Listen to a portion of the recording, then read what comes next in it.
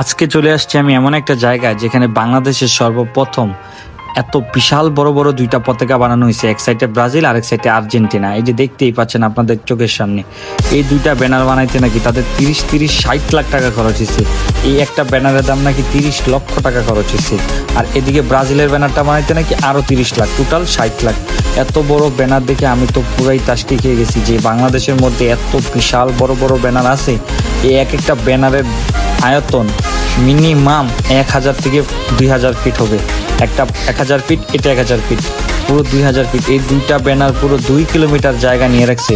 ব্রাজিলের ব্যানারটা 1 কিলোমিটার আর আপনার এখানে আর্জেন্টিনার ব্যানারটা আছে 1 কিলোমিটার। এই সমস্ত জায়গা নিয়ে জায়গা জুড়ে বিস্তৃত এই ব্রাজিল আর্জেন্টিনার ব্যানার। তার মধ্যে মাঝখানে আবার ছোট্ট করে একটা ব্রাজিলের ব্যানার বানিয়ে রাখছে। তাদের মধ্যে প্রতিদিন মারামারি কিলাকিলি সব কিছুই ঘটে, কিন্তু মজা, এটাই মজা। ব্রাজিল আর্জেন্টিনার যখন খেলা হয় তখন এই ব্যানারের মাঝখানে থাকি 1 কিলোমিটারের ব্যানার। দেখছেন এক একটা ছবি তো কমসে কম 10,000 ফিট আছে। এত বড় ব্যানার আপনি আপনার জীবনে কখনো দেখছেন? আমি তো আমার জীবনে কখনো দেখি নাই। আর বাংলাদেশের মধ্যে যে এত বড় ব্যানার থাকতে পারে সেটাও কি আপনারা কখনো চিন্তা করছেন?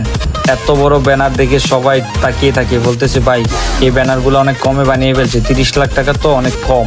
তবে ব্যানারের সাইজ অনুযায়ী, আয়তন অনুযায়ী ব্যানারগুলোর দাম হওয়ার কথা ছিল কমসে কম মিনিমাম না হলো 1 থেকে 150, তোমার আপনার 30-60 না, তোমার 60 1 কোটি 20 লাখ টাকা হওয়ার কথা ছিল। তারপরে যাই হোক, লোকটা আমার পরিচিত ছিল তাই বোধহয় হয়তো 30-60 লাখ টাকা নিছে। তো এতটুকু ভিডিওটা ভালো লাগলে আপনার কোনো চাপাবাজ আর্জেন্টিনা ফ্যানকে শেয়ার করবেন। আর আপনার যদি কোনো চাপাবাজ আর্জেন্টিনা ফ্যান না থাকে তাহলে চাপাবাজ ব্রাজিল ফ্যানকে আমার এই চাপাটা শেয়ার করে দেবেন। আখা।